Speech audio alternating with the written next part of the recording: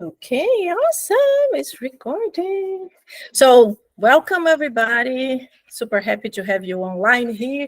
You all here. I can't believe it's full house. Super excited. Didn't rain. That's awesome. Because every time rains in Miami, it's not a hurricane, but people feel like hurricanes, so they safely stay home. Wow, look at you here. That's good.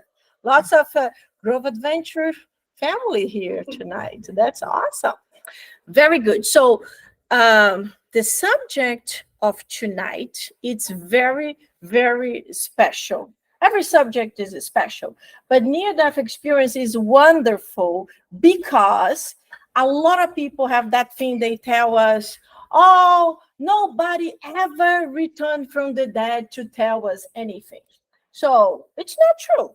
We will see that a lot of people return from death. They were medically dead. They were brain dead. And there are so many, there are millions of cases that are documented by many different scientists. I focus in the United States, but this is all over the world. So you can just Google and you will be in disbelief. If you do a YouTube and you write near-death experience, you will see thousands. It was even difficult to choose one. And I chose a few videos because I wanted to show you scientific point of view, but I also wanted to show a point of view of one atheist. And by the way, there are thousands of atheists, because a lot of people say, oh, this just happens to religious people. Jovencito.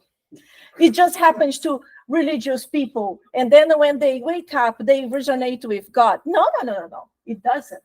It happens to everyone. But when it happens to atheists, it is even more shocking for us because, you might not be religious, because you're spiritual. You don't go to a church, for example, but you're spiritual. You believe in something. Even if you don't call it God, you can call it energy, the superpower, the light, however you want to call it. There is something more important than you in this planet. And I'm super happy that you are all open-minded, because that's how we have to be. We have to be open-minded. We have to be curious. So when we are curious, we can dig in certain things that we had never thought about before. So throughout the lecture, I will, let me just see, where is my other slide? Throughout the lecture, I will be showing certain videos. And it's just examples for you guys to go later on and search a little bit deeper. Because, in this short lecture, it's not that we can talk as much as we want, as much as I wanted. So let's start. This is the beginning of the beginning. My friends online, can I just confirm you can see everything? You can listen? Good? Very good. Thank you so much. So, NDE is a profound experience associated with impending death, resulting from serious injury to the body or brain. Usually, that's what happened. And it usually is how they describe seeing themselves. Thousands of different ways, but a big majority talks about floating. And they talk about feeling good, and they talk about seeing their body. And many times they mention they are kind of disconnected from the body. They mention that they really didn't have any desire of coming back.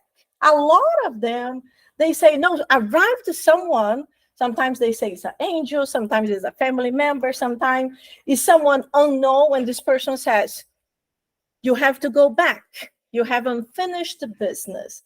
And some of them say, no, I really don't want to go.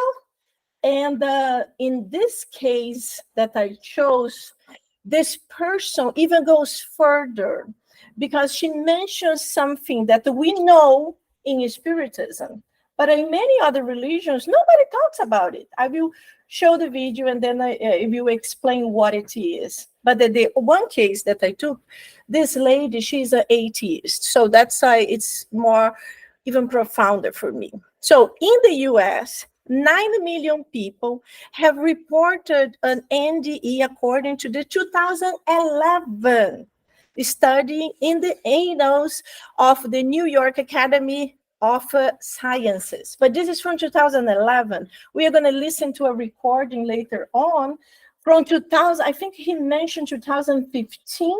There was already 25 million. So the numbers are really, really big. And we will talk about why the numbers are not bigger.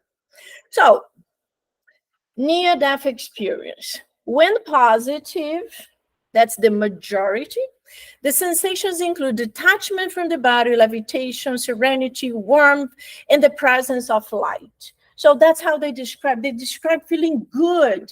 It's almost like it's good to die. It's almost like, that's good.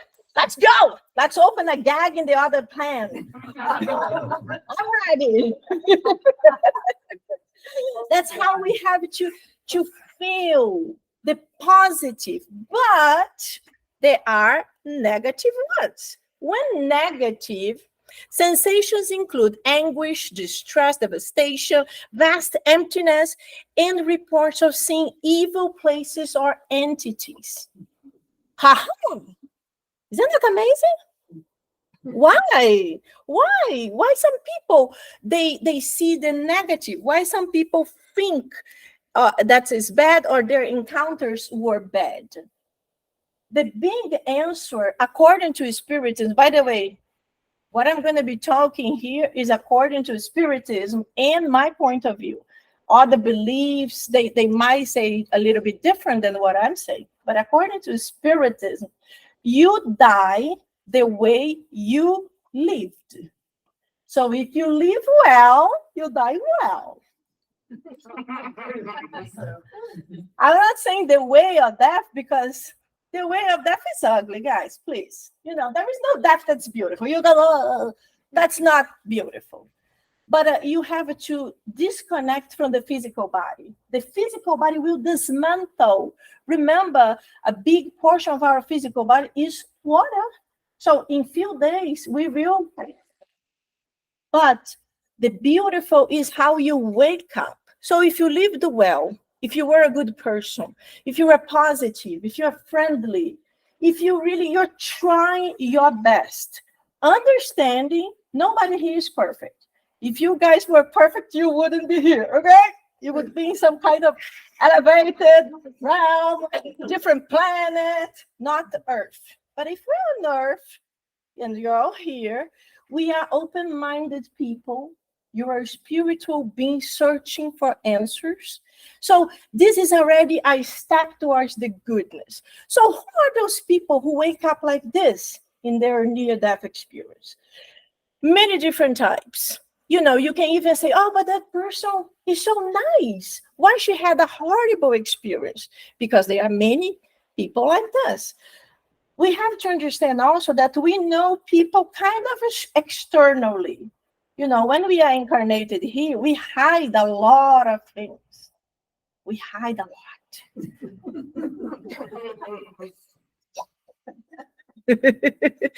So maybe we are like, you're so sweet, you're so nice. And in the back, oh my God, I can't stand that woman. So this is the two-faced person. And there are millions of people like this outside. People that you think, she is my best friend. And then later on, you discover horrible things and you're like, what?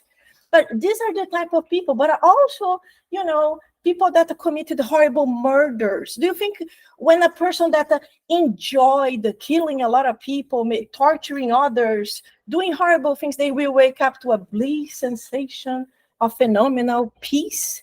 I don't think so. Because whatever we are living, that's how we are going to be waking up in the spiritual realm. So this is for us to think that it's not just the murders of the horrible people that wake up bad, but the little collection of bad mistakes that we accumulate in a daily basis, and we don't pay attention.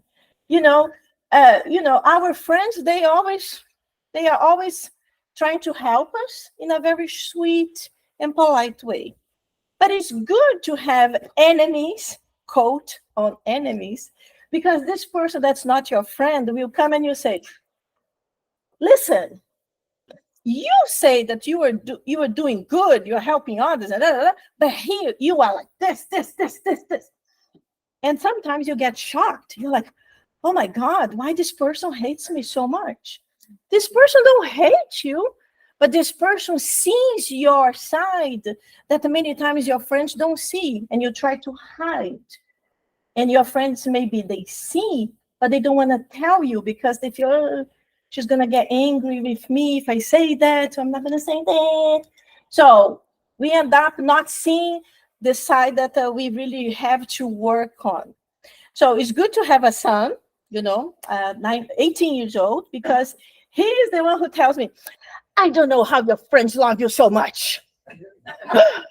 And I'm like, really? Oh my God. But, family members, close family members, especially kids, they tell you things and you're like, my God, what? And then you have to think, is everything he's saying is true? Or is because he's angry and he's telling me something like this? Or am I really behaving differently outside than what I behave in the home? You have to pay attention. Most of us treat our friends in a different way than we treat our brothers and sisters or mothers and fathers. Because when we are like, for example, mother and father, you are getting annoyed with something. Many times you're like, oh, and you explode and you say something that to a friend you wouldn't. Because you would be like, if I say this, she's going to be really angry at me, so I'm not going to say. But to your sister, your brother, to your mother, your father, you say. That's how we are. So we should behave in both ways, in the same way with all the people. But it takes time. It's not easy. It's not easy to anyone. That's why it's important for us to know thyself. When we know ourselves, we know exactly our qualities. That usually we focus too much. We have a tendency of focusing a lot in our qualities, but we should try to understand what are our little issues. I'm saying little, our little issues, to improve them, because this will help us in the long term. So this is the first video. This is the lady that I mentioned. She's an atheist, and she's going to give a description of something that we talk about in Spiritism. So let me put it to you, listen. It was a woman driving a big SUV. It's too low? And she hit me broadside. I put my hand out like this to try to veer off my bike the other direction. I ended up flipping onto the top of her hood and looked in. I think she was so focused on her phone that she didn't know that she had hit anything or anyone. So I ended up pinned between her vehicle and the road as she drove. As my shoulder hit the pavement and my body hit the pavement, I had an interesting thing happen. I had what I call a sense of dual consciousness. Me underneath the vehicle, being dragged under this vehicle. But at the same time, I saw the whole accident unfold from a position of 50 to 75 feet outside of everything. I see myself laying under the vehicle in pain and screaming. I saw a woman struggling to hang on to life. Nancy Rhines wrote about her story in her book, Awakenings from the Light, 12 Life Lessons from a Near-Death Experience. Welcome, Nancy. Thank you for being here. Thank you so much. So that moment you described as dual consciousness, was your heart still beating? Were you still alive in that moment? I was still alive in that moment. That's why it really kind of freaked me out a little bit. I hadn't had any, I I had never felt anything like that before. There was nothing in my lexicon to describe what this was. But I was still alive, yes. And it was almost, unfortunately, it was only a preview of what was to come. Right. Because 3 days later, you had a major surgery. Right. And what happened? So during the surgery, my heart rate stopped for a brief time, and my breathing went to zero. My blood pressure dropped precipitously.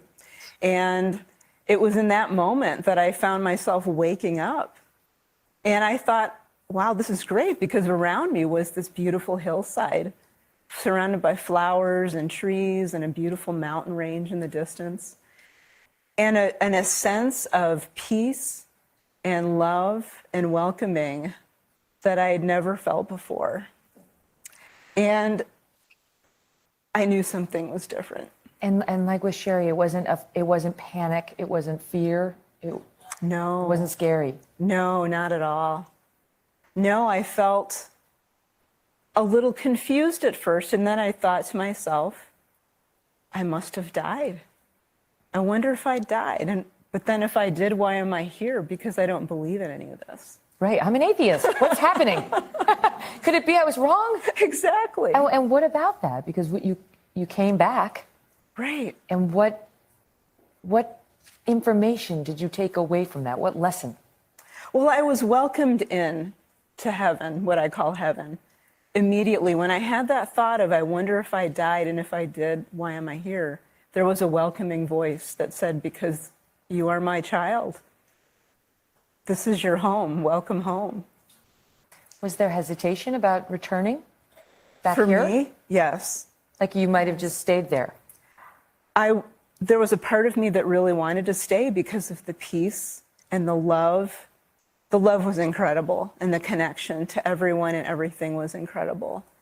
I was connected not only to my family here on earth, but also to everyone else in that place. So what made you come back? What made me come back was that I had agreed to do this before I was born. And I was reminded of that while I was there. That you had more business left to finish. Right. And I said there was at some point a womanly guide came and kind of helped me out. And I said to her, I don't remember agreeing to do this. And so she showed me on this kind of a screen in the sky of me standing in front of all of my family and friends, agreeing to do certain things. And this was one of them. Do you live your life differently now as a result? Completely. So I had to cut because the interview goes for a long time. But she went from an atheist to a believer in spirituality. So two things that are very good. A lot of people say, oh, if you don't go to church, you're going to hell. And you can see she's an atheist, but she's a good person. She just doesn't understand, doesn't believe in God or in something else, but she's a good person. This is the main focus. We don't need to go to any type of church to die and to go to a good place. We just need to be a good person within ourselves, thinking on the others, and then you end up in a good place. What I mentioned about the spiritism is what she said. She said a lady showed her in a screen on the sky everything she agreed to go through. And this is what we say in Spiritism, that when we are in the spiritual realm, preparing to come back to earth, we agree with many important things. Many important things we agree. We agree to go through that. Even sometimes the type of death we are going to have, we agree. And why? Why we agree with things that sound so painful? Because they will help us in certain situations. We don't know why, but this is something that was very, very interesting for me. It was a woman driving a big SUV, and she hit me broadside. Okay, good. So this is the scientific point. So the University of Virginia is a place very, very special in the United States. So in 1965, Dr. Ian Stevenson, he founded the UVA-DOPS, so Division of Perceptual Studies. So they research and they investigate phenomena that challenge scientific that's challenge scientific paradigms regarding the nature of human consciousness. So they study all this: reincarnation, near-death experience, meditation, mindfulness, out-of-body experience, mediumship, and so much more. And they research really scientifically, documented. Is something that is still receives a lot of criticism because the medical field don't accept this. It's very difficult for them. Even there are millions of cases of a near-death experience giving super detailed situations. They still don't accept. So the majority of the medical field, they say some you had trauma and then you had like your imagination, or you having an hallucination. So they find all kinds of ways. So that's why it's difficult for these people in the University of Virginia. But I admire them. They give beautiful lectures. They have lots of papers. And Dr. Ian Stevenson did a phenomenal job. He's specialized in reincarnation. But then there are other doctors. Each one is specialized in one of the divisions. So near-death experience is the next doctor. And the one that I put here, Dr. Jim Tucker, is the one, the successor or Ian Stevenson. He continues with the reincarnation interviews until nowadays, focusing on very, very young kids until the age of 7. So this is Raymond Moody Jr., and that's where everything is started. So he's an American philosopher, psychiatrist, physician, author, most widely known for his books about afterlife and near-death experience. Including near-death experience is a term that he created in 1975.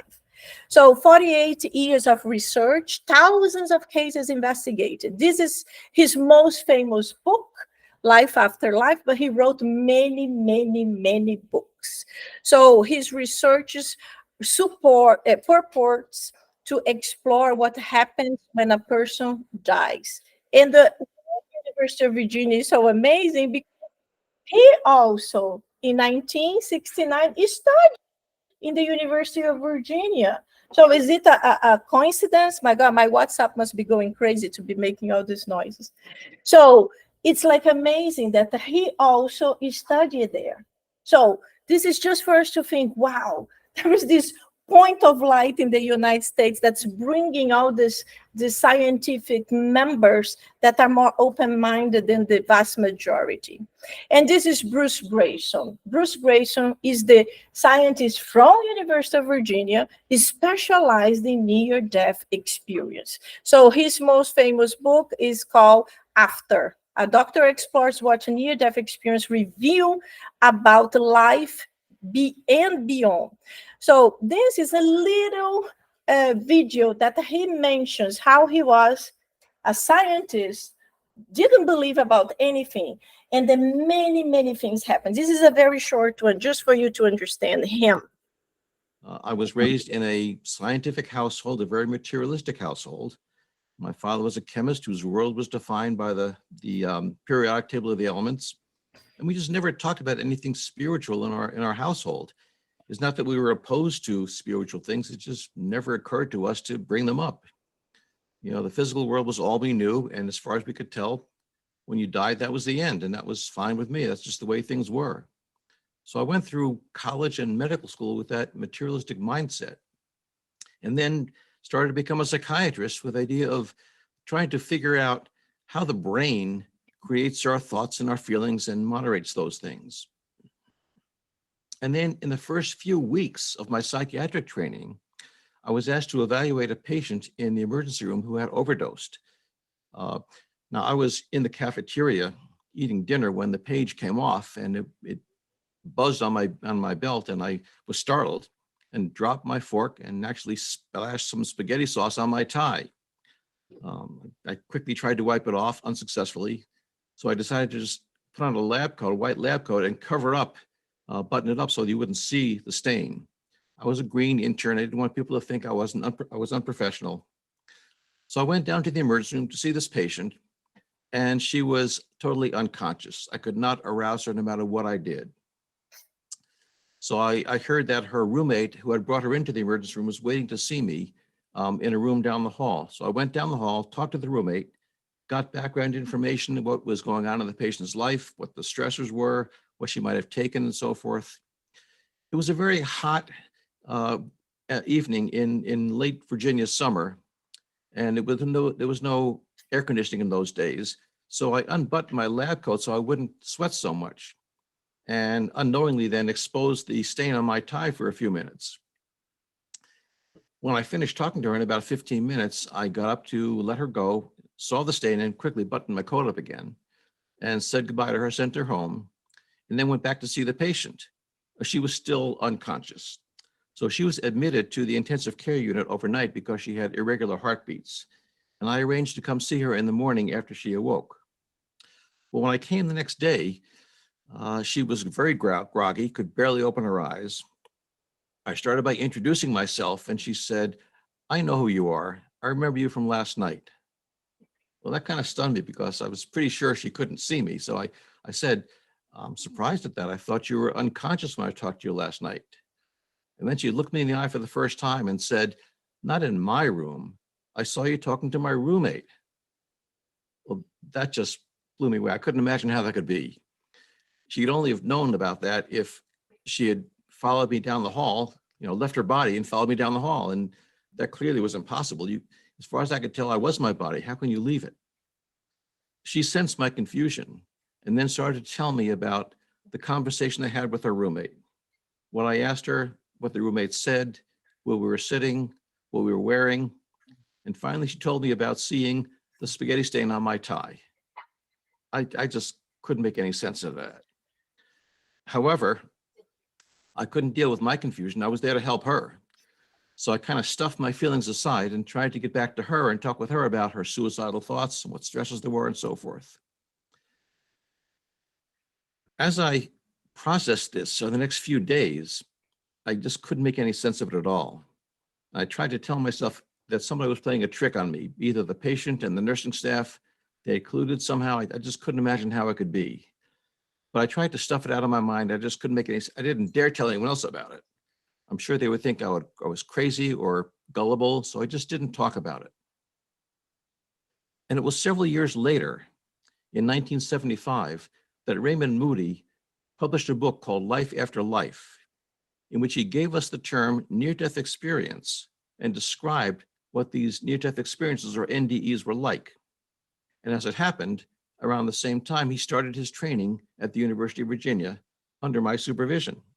So I read his book and talked to them about that and realized for the first time that this incident my patient had told me about years earlier was not just one isolated event, but part of a worldwide phenomenon that millions of people were talking about. I still couldn't understand it. And yet, as a scientist, I couldn't just turn my back on it and say, these things aren't happening. They clearly were. So I thought it was my responsibility to study them, try to understand them. At the time, I thought there must be some simple brain mechanism for this. And that was my intent when I started studying them. And now here I am 50 years later, still trying to understand them. Shortly after Moody wrote his book, he was contacted by several other people who wanted to study NDEs. And he gathered them all together at the University of Virginia, where we were. And out of that group, we formed an organization that eventually became the International Association for Near-Death Studies, or IANS. And this was a group mostly at first to support the near-death experiencers who were isolated in different places trying to study this phenomenon. And later it became more and more a group to support the near-death experiencers themselves who were having trouble getting back to a, quote, normal life after the NDE. I eventually moved to the University of Connecticut, where Ken Ring was studying near-death experiences. I ended up editing the Journal of Near-Death Studies for 27 years. We started many support groups for near-death experiences around the country. And we eventually started having annual conferences of the International Association for Near-Death Studies. And gradually, over the next decades, I come to appreciate more and more how common these NDEs are and how important they are, not only for the experiences themselves, but for our understanding of what it is to be human. Oh, this this is excellent because he's a scientist and he understands how difficult it is and how important it is for the medical field to be open. Because that how he felt when the patient told him, he felt like, I don't want to be people thinking that I'm gullible. So that's how the medical field thinks. Even us, when we tell something like this to our friends, people feel about being judged. Like I am a medium, I tell everybody, I see dead people, and I see that a lot of people look at me like, she's nice, but she's a little crazy. I can see in their face, they're like, they can. She organizes parties, okay, so it's good. So imagine if I was raised in a scientific house or something. So this is Anita Morjani. She's extremely famous. She was in all kinds of TV shows you ever imagined. So I know you know about her story. So this is when she was very sick, very, very sick. So in 2006, Anita had cancer. She laid in coma for 30 hours. Then she had the NDE. And after her coma, her tumor shrank by 70% in 4 days. This is crazy. This is crazy. Even her own doctors couldn't understand how her tumor, first of all, they couldn't understand how she returned. And then how her tumor just like, how is that possible? If you understand a little bit about cancer, you know that after it spreads, it's a little bit difficult. You need to cut. You need to remove everything. If this is the cancer, you need to cut like this. And even like this, it still might come back. So how she had this incredible story, shrank so much, and then they said, it will take years for you to be able to walk, to think, to do this and that. And in 5 weeks, she was totally cancer-free. So this is like really unbelievable. Her book is called Dying to Be Me. Is amazing, amazing. So this is also a short video that she describes certain things, but she has a gigantic video of 2-3 hours that she describes everything that happened to her. I didn't get that one because we already know. You are here, you know, there are millions of cases. So you don't need to have this proof. But what she mentioned, and that's the token you should think, is that she understood that she was creating the cancer in herself. So I know a lot of people are going to say, oh, that's crazy. It is crazy. It's not happening. According to spiritism, yes, it is possible. When a person cultivates some kind of negative feeling within themselves, you know that there are two extremes that are very particular. How do I say? They are probable. It's not probable. When they can't have cancer, is that person that whatever situation, it takes everything within him.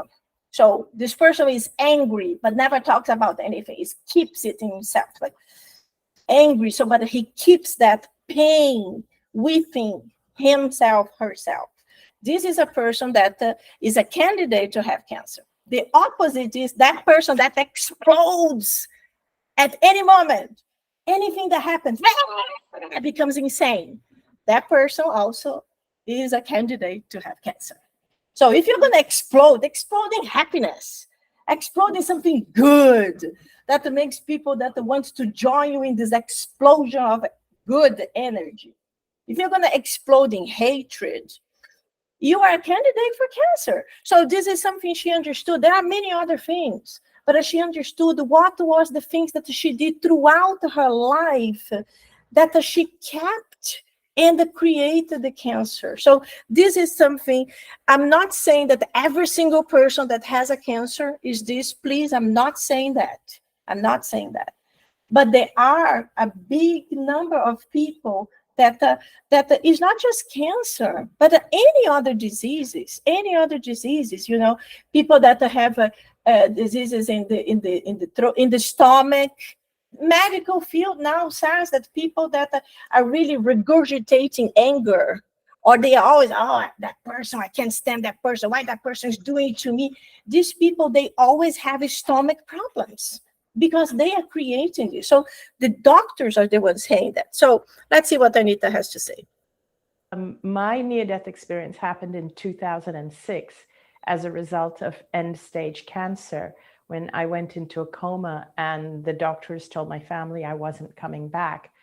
And of course, many of you have already read my book or watched my videos or heard me speak. So you know about some of the details or many of the details of what actually happened, where, of course, I realized that we are much more than physical beings.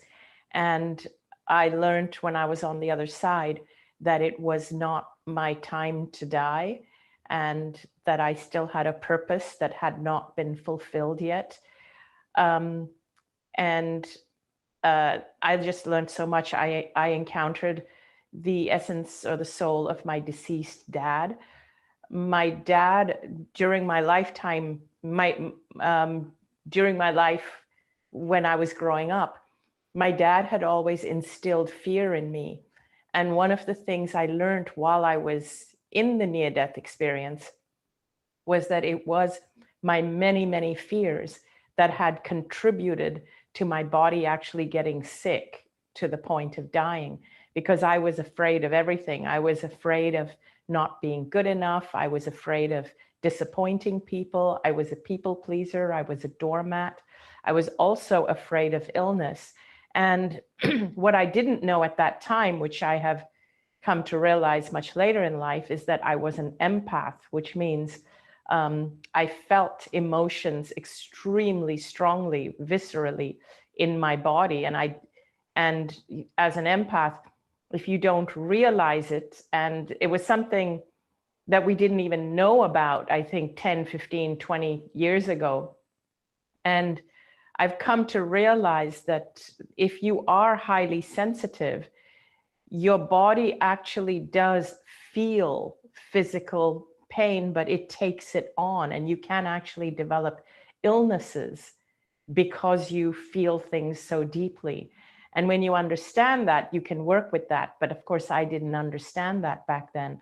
So all of these things, taking on stuff from my dad and taking on fears and being super sensitive, contributed to me being sick. While I was on the other side, I understood why I got sick. I understood why I had the cancer.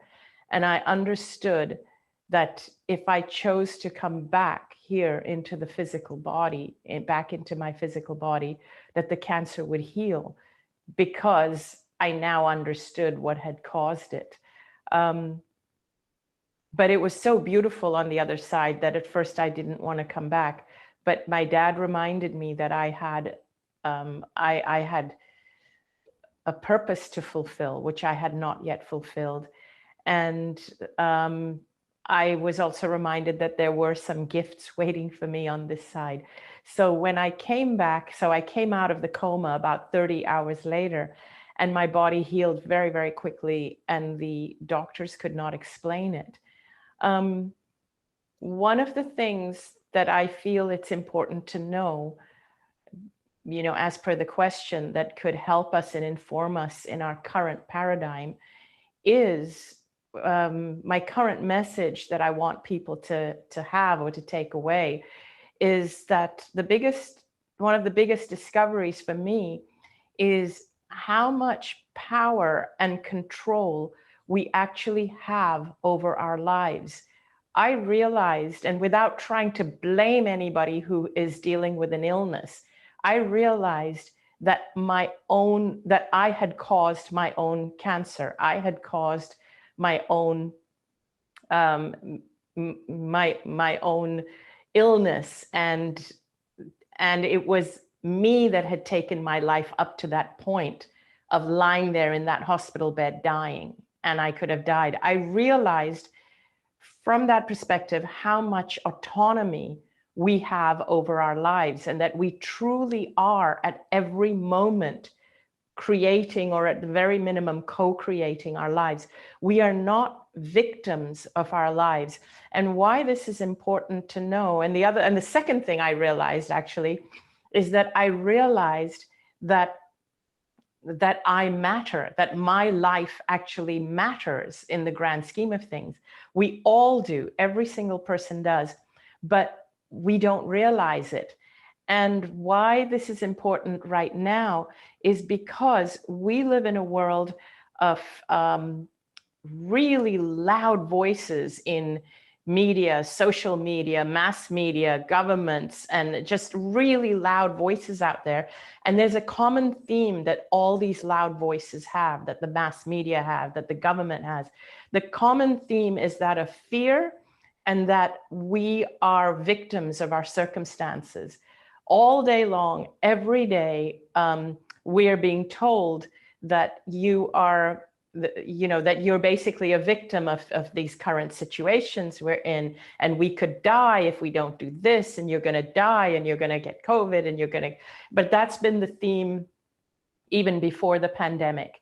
What I would like people to know is that we are not victims of our circumstances. We create our circumstances.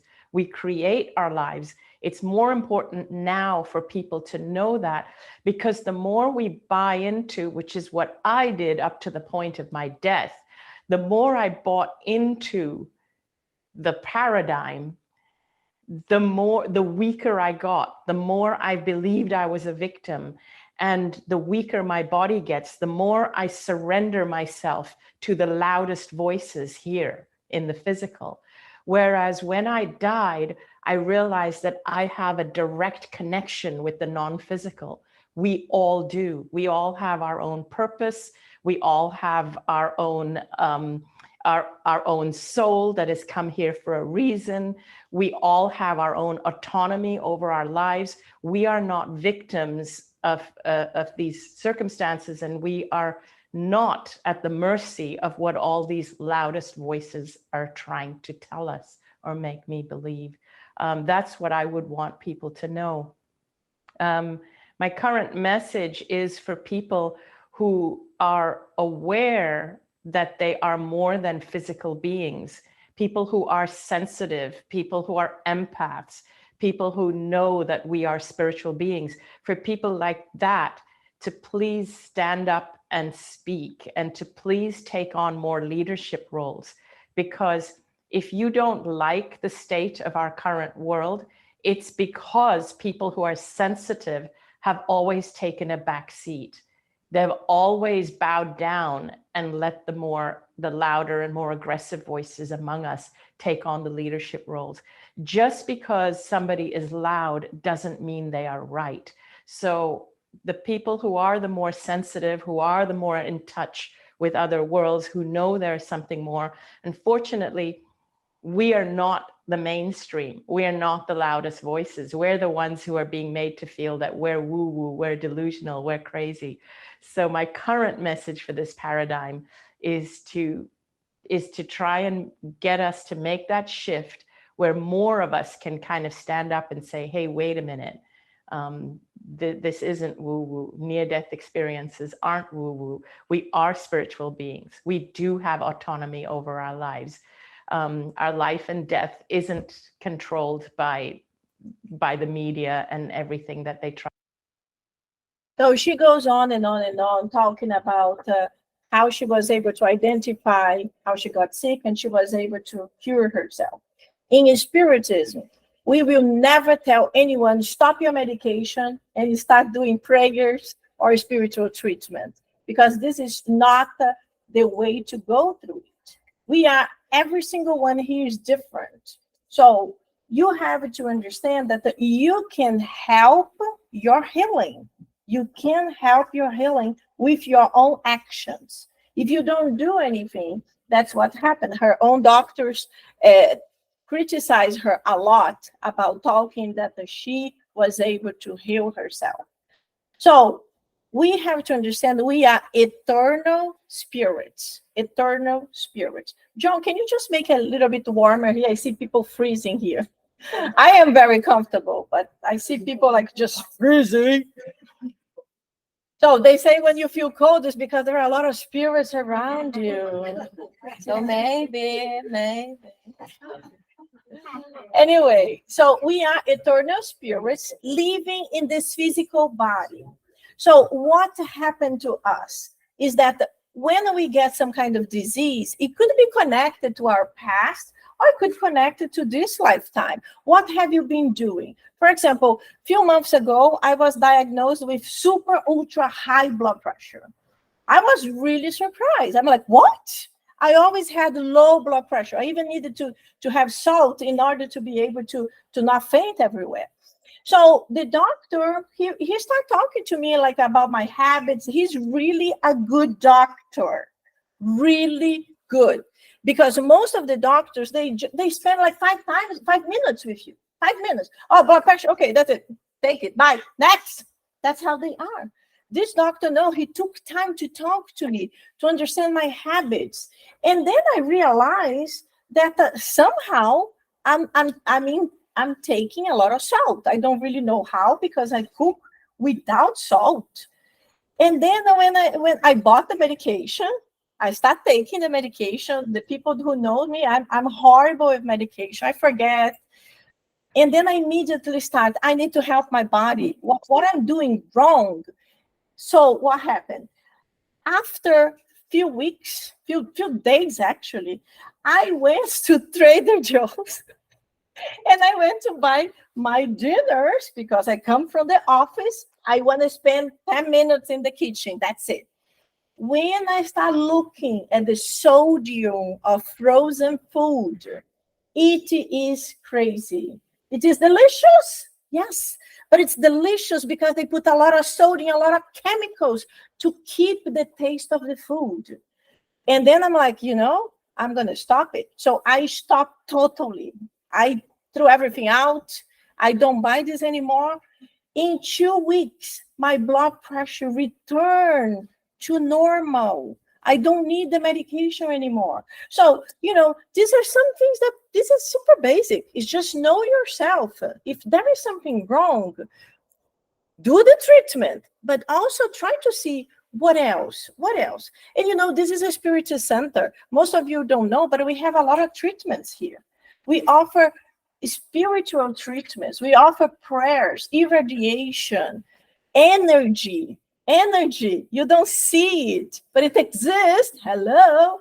And it helps. And by the way, I think my next lecture, I will talk about the power of positiveness and the power of negativeness, because both powers can help and destroy the same thing.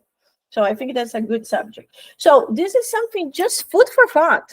We have to help ourselves. My near-death experience happened in 2000. Okay, this is handsome Eben Alexander. Look at the name of this surgeon. Wow. So Eben, he is amazing. He was in the other side because he's a neurosurgeon who did not believe in anything. He didn't believe in anything. And then the same thing happened to him. So a little bit about Eben. So Eben Alexander III is an American neurosurgeon and author. His book, super famous, Proof of Heaven, a neurosurgeon journeyed into the afterlife. So in 2008, due to bacterial meningitis, he went under medical-induced coma, resulting in brain death. From atheist skeptical, he then affirms that the consciousness is not only a product of a brain, and that this permits to access to an afterlife. So if you can Google him and YouTube and see, his experience is extremely detailed, extremely profound. He met a lot of spirits. One of the spirits that helped him so much was a blonde young lady that later on he discovered was his own sister, who died very young. And he didn't know because he was adopted. So if you can, watch his videos and then you will see how beautiful. So this is a little bit of what he has to say. Very short, and this is the last video. Are you going to share this back? Huh? Share the presentation with me? As a physician, Yes, I can. as a healer, I've learned a lot in the 13 years since my. Uh-oh.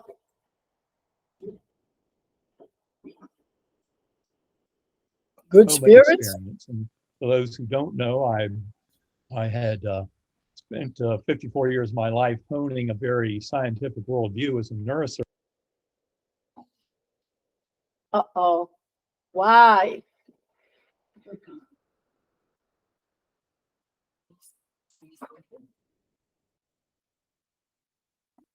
The internet signal is so strong. I don't understand why it's stopping. Taught at Harvard Medical School for 15 years. Thought I understood something about brain, mind, and consciousness.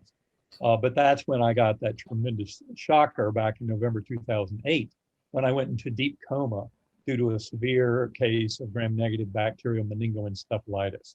And, you know, it's the greatest gift of my life. I mean, it's extraordinary that as a physician, I can sit here and say that the biggest blessing I ever went through was a disease that by all rights should have killed me. And yet it really opened my eyes in a beautiful way. And you're right, Deborah, I thoroughly enjoy the fact that not only am I an experiencer and having, you know, shared my story of proof of heaven and gone out and given talks and conferences, all that around the world, that's all as an experiencer.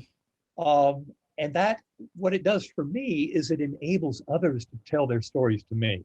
And I've heard from thousands of people. And that's what, to me, has been such an incredible gift. I mean, when people ask me, was it worth it to share your story and kind of threaten your career and a profession like that? And I would say, absolutely.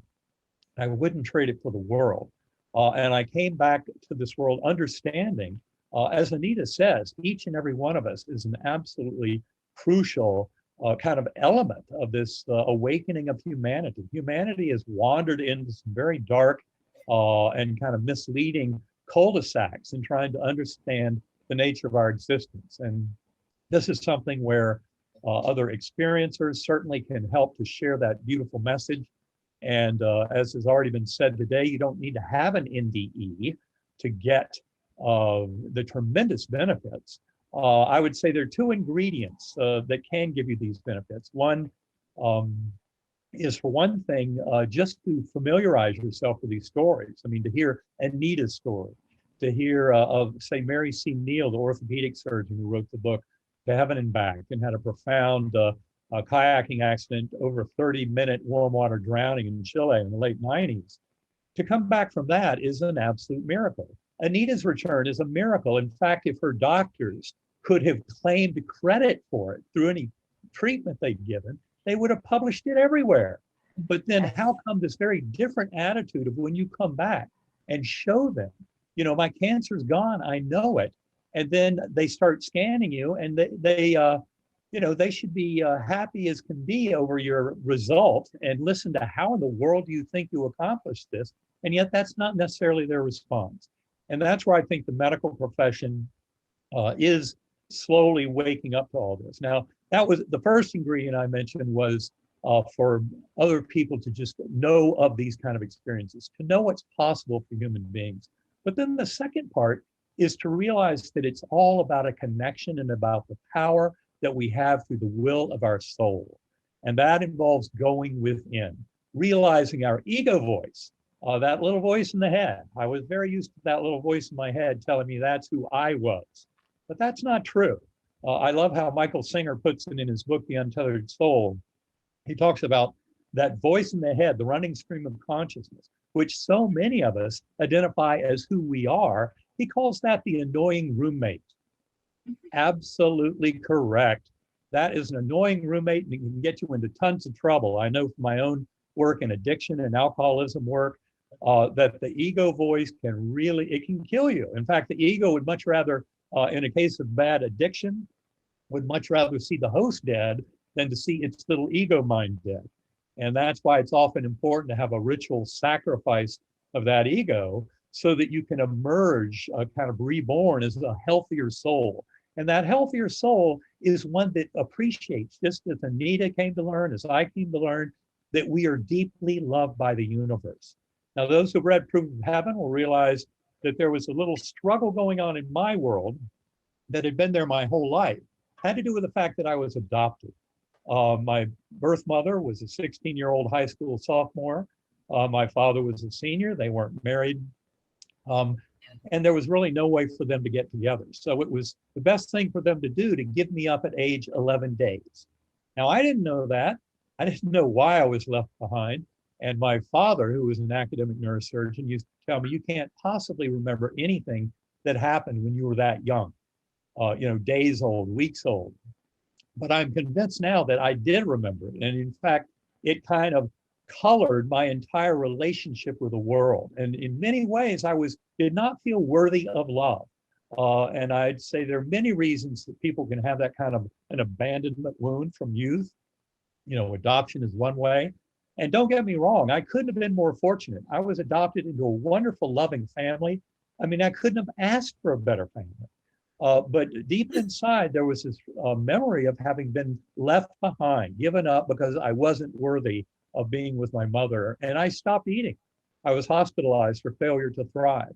And so in many ways, my NDE, so many years later, when I was 54, and I'm now 13 years beyond it, trying to make sense of it all, but it was an absolutely crucial part of my life. And like so many of us, I would say in many ways, by being physical beings, we all have an abandonment wound. We all come into this world from the heavenly realm. And we might feel kind of abandoned. And in fact, our life journey is really to rediscover that connection of oneness, of a sense of belonging in this universe, a sense that our fellow beings are like deep family, that we're all spiritual beings that are in this beautiful journey together. And that is a tremendous gift.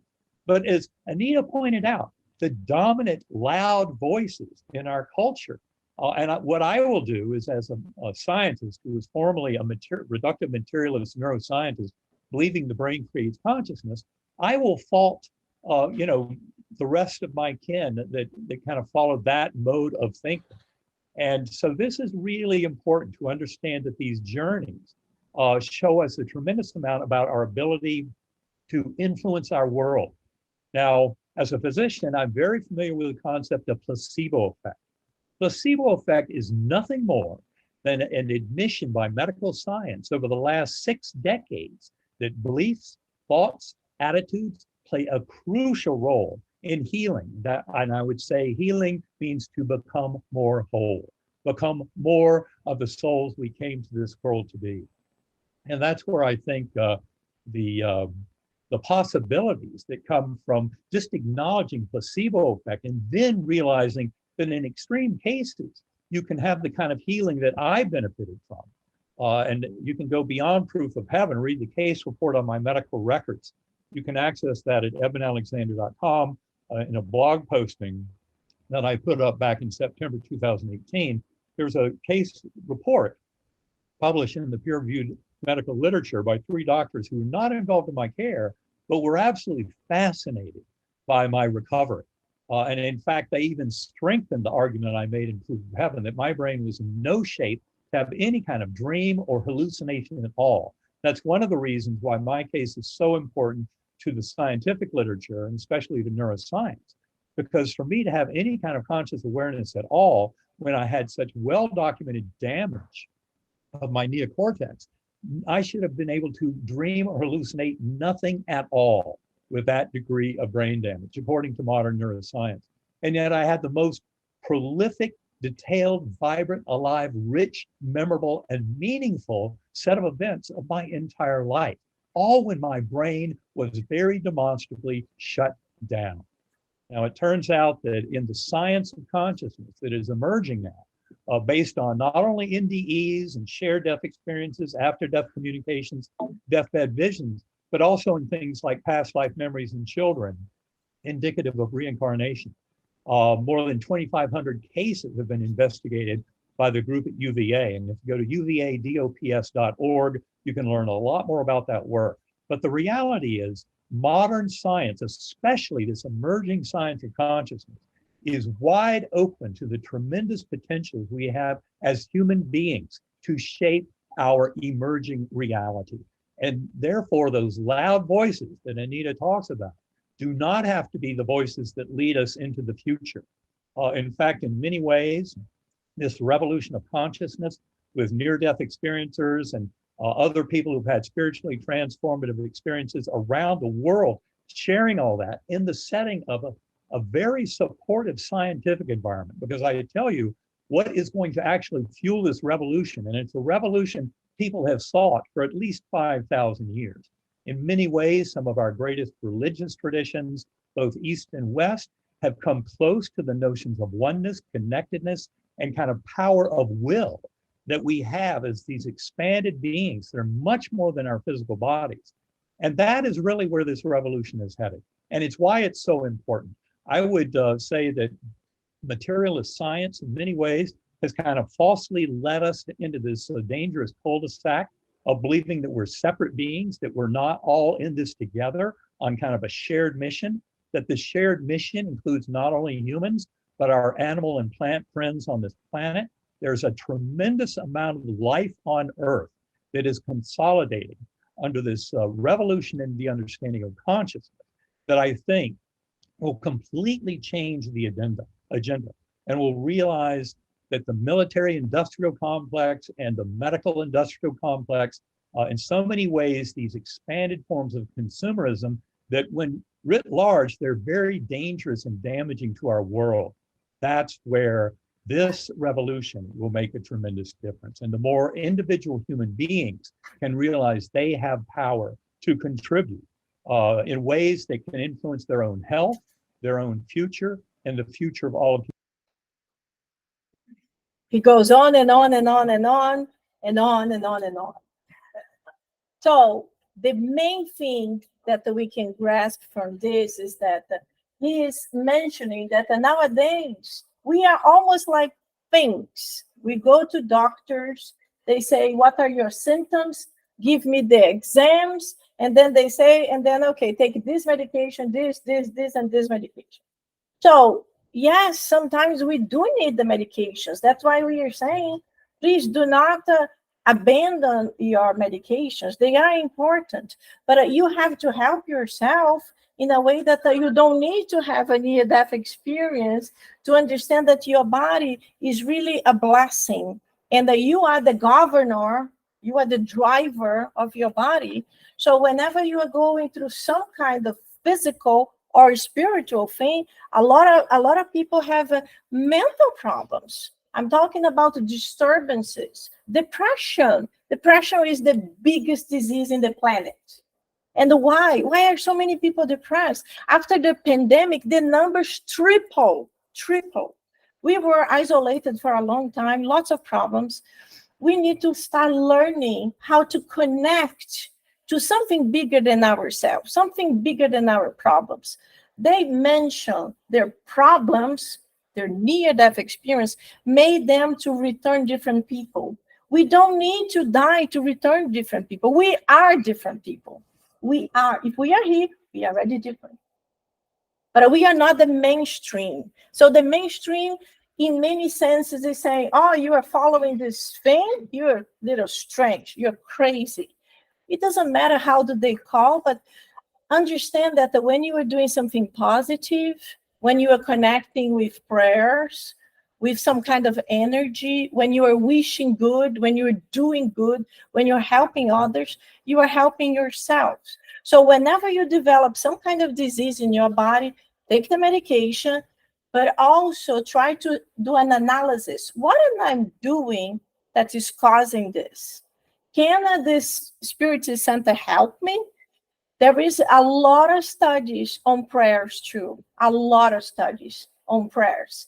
And yes, there are a lot of medical fields saying this is the placebo effect.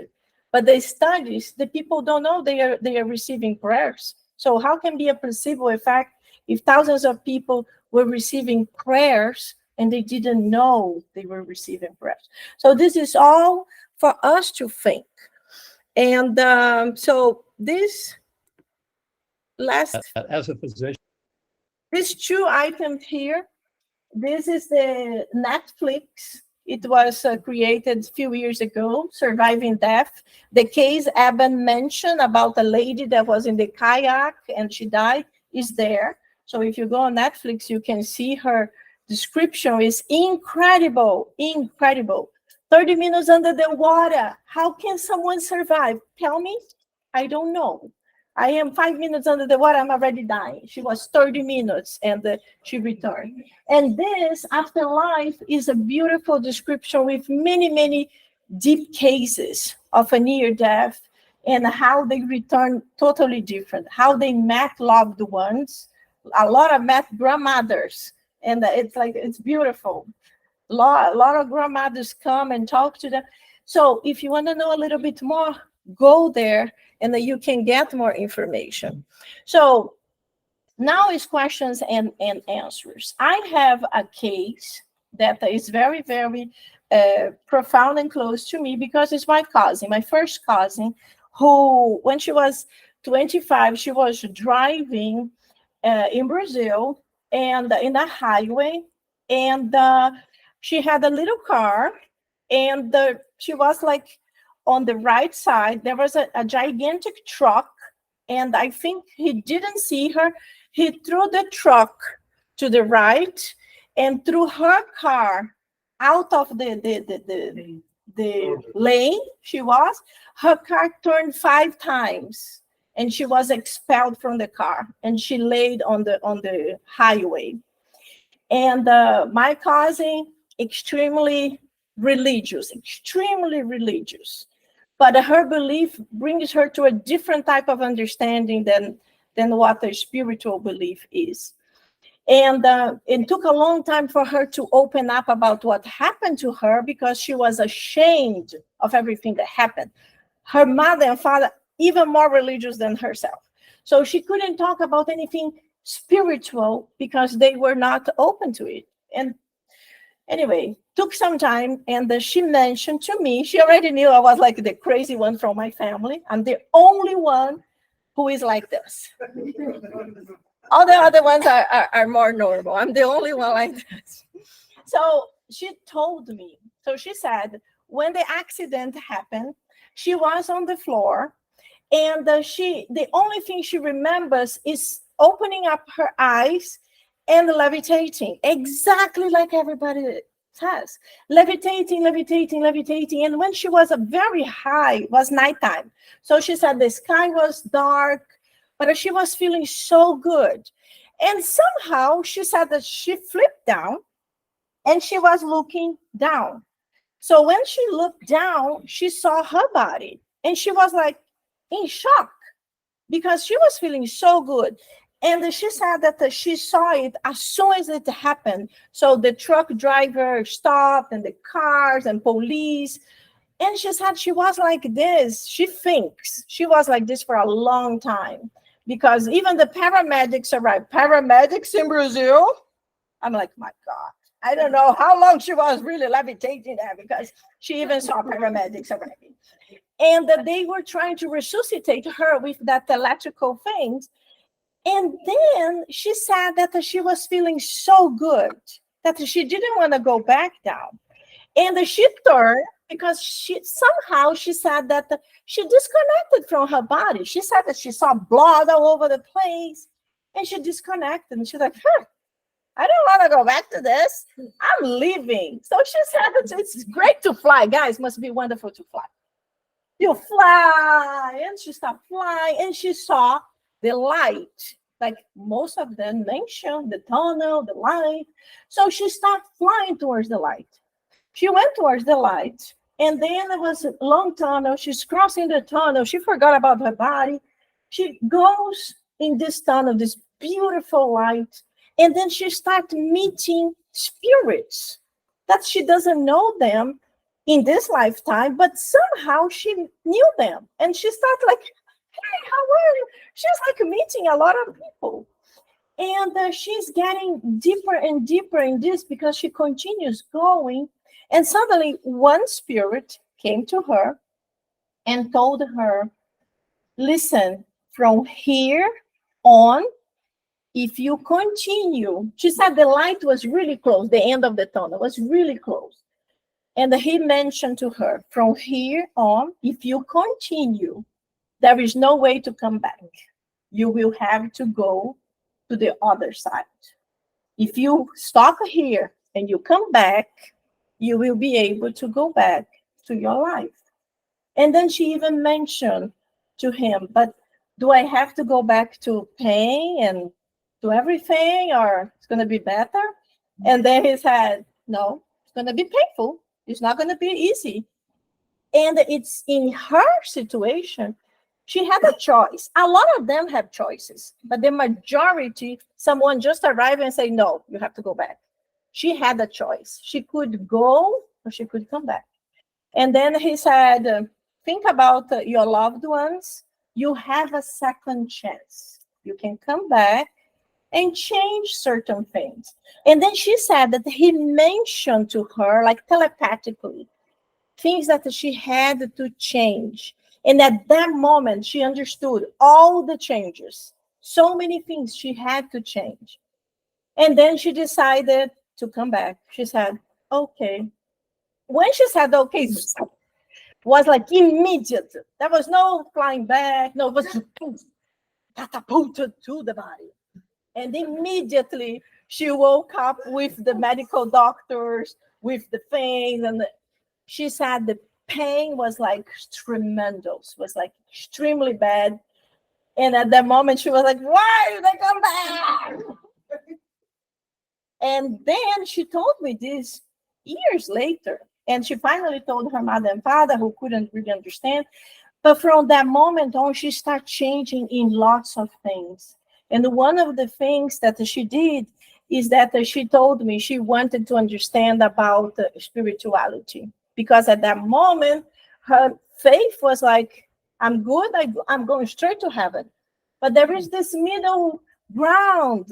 There are spirits here. How can we improve? So this was a close case in my family, but there are so many others. Anyone here experience? Anyone here has anyone in the family or that? I want to share a very sweet story. I have a niece that was born a 25-week preemie, and she shouldn't have survived. She was in cardiac arrest for 12 hours, her first 12 hours. But a young resident was on that night, and he wouldn't give up on that.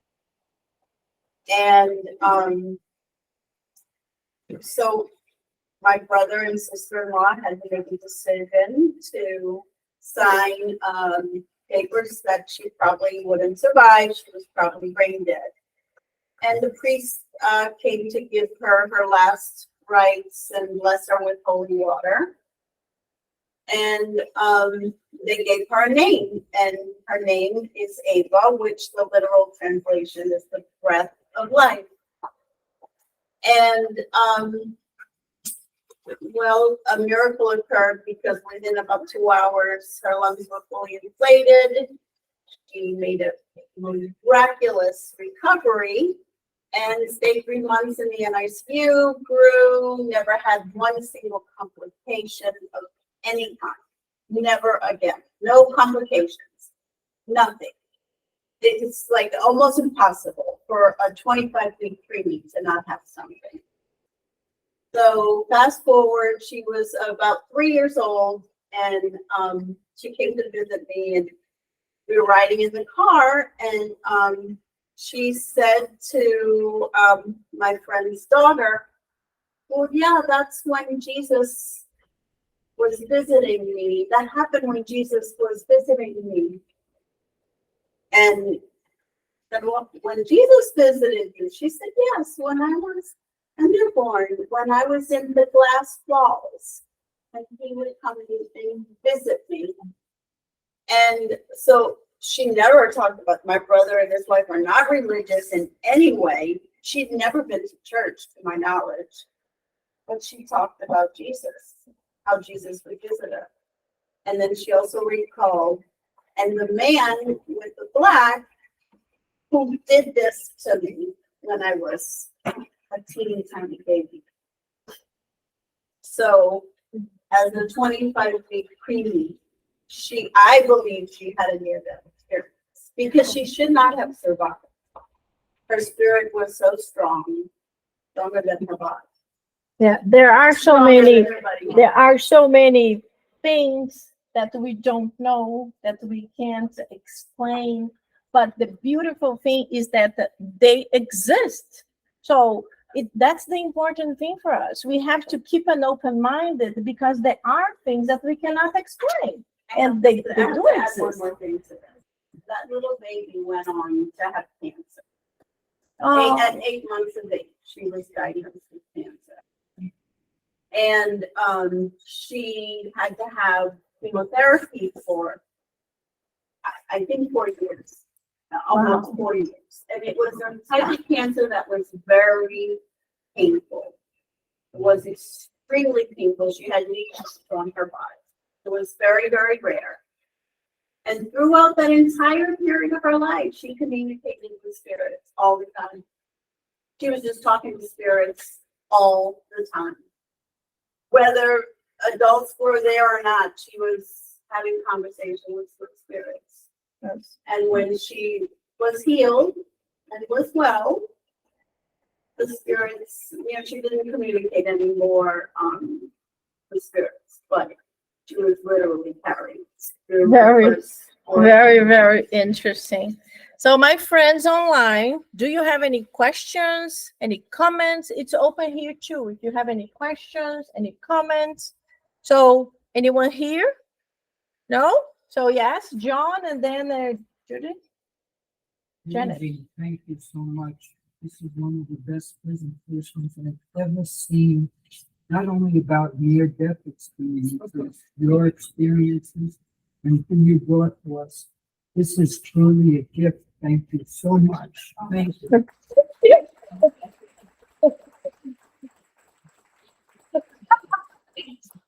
Well, I'm going to follow that with the same thing. Thank you, because I've had a near-death experience. It was 39 years ago, long time ago. So this topic in the subject, even though I had done my own research after my experience, because trying to make sense of everything, is helping to revisit it and to see how precious and how important it was in my life. And I also did some of my own research again and learned even more, and was also about my own experience through other people's experience. So I'm not going to keep everyone all day. You'll probably have to read my book by now. It was a car accident. Yeah. And I remembered almost in reverse. So I remember seeing my ski jacket, my Overmeyer, very expensive ski jacket, from the back as I was on the ground. And the paramedics had not arrived yet, but I came back with like I was being slammed into a brick wall. To me, that's how it was. The compact, the impact was that hard, from being so blissful, like you cannot even imagine in your brain. So then after I came back into my body, I was saying, oh, I can't breathe. And then the nurse in me said, no, you can say you can't breathe, that means you can breathe. So I must have been unconscious for some time. Somebody had pulled me from the car. I learned later, so there was some time I was. And then, in reverse of that, as I had time to settle, I did the same thing. I'll just keep it short, because we don't have a lot of time, but I'll keep it with the same thing that I had that other people had, is the tunnel. I got a tunnel, like it's a space inside of the space. I didn't see a lot of colors. There were definitely people there, beings, intelligent. They didn't have form. Decisions were being made, right? I was not close to the light, but I remember the light is there. And I remember not wanting to come back. And it wasn't my time, so that's not good or bad. And I don't have like a lot of memory, because like nobody's talking, but everyone's communicating, and it is all very beautiful. So anyway, once I came back, that was a gift. I feel it's a very, very, very special gift. I just put one foot in front of the other when I came back. And I did come back with things that most everyone, no one, you said to death and back. No, I believe that no one completely dies and come back. You are en route. You can be en route and come back. So death is not the fear that I know. I fear pain. I don't like emotional pain or physical pain, but death is not to be feared. Something so blissful is waiting for us. and I have more compassion. I think I've always been kind of a codependent, but even more compassion, right?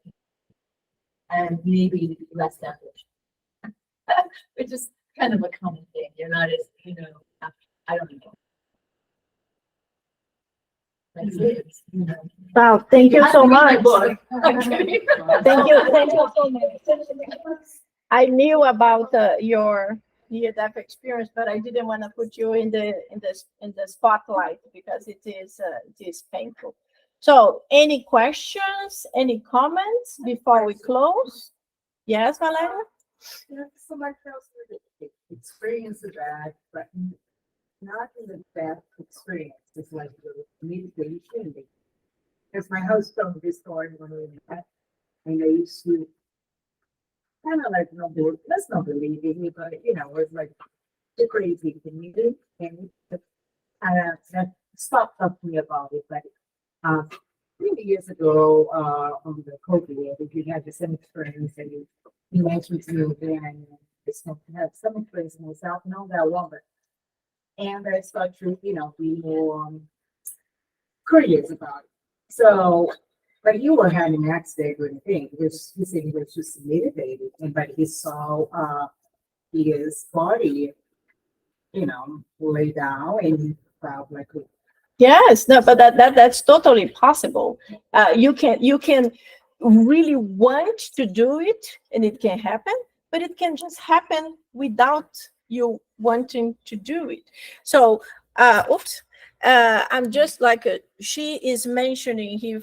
Did you guys could you hear? Could you hear what she said? So she was just mentioning that her husband had some experiences that he sees him out of the body, isn't that? Yeah. Yes, he's meditating and he kind of detached, but it's totally possible because when we are meditating, we are really concentrated in something else, not our physical body, in spirituality. So when you are meditating, there is this beautiful quote that says, when you are praying, you are talking to God. And when you are meditating, you are listening the answers, hopefully. Because you are in state of being open to whatever. So remember he mentioned about the annoying roommate? You don't listen to the annoying roommate because you are connecting with the goodness. When you're really meditating, when you're silent is different. When you're meditating, trying to elevate your mind to something good, you disconnect and you connect. Like we are here. So when we are in a negative state, we go down here in terms of energy. When we are praying and meditating, we go up. The normal state is here. Prayers, we go here. The guardian angels are here. When you listen to good inspirations, it's because you left your normal state and you went here and the guardian angel connects. And then you listen to something good. But the same thing happens when our normal level is here. You are angry. You are pissed off with something. You are cursing. Then you go down. What is down here? Negative energy, negative vibrations, negative spirits. Because just because we die doesn't mean we become angels. Hello. If there are bad people on earth, when they die, they are still bad people. Just because you die, you don't change. You are exactly the same thing in the other side. So about this thing that your husband, well, we went over that. I have thousands of stories. So I can tell you in the next study meeting, remind me, I will tell you about one of my stories that I did this in New Orleans. New Orleans is a very special city.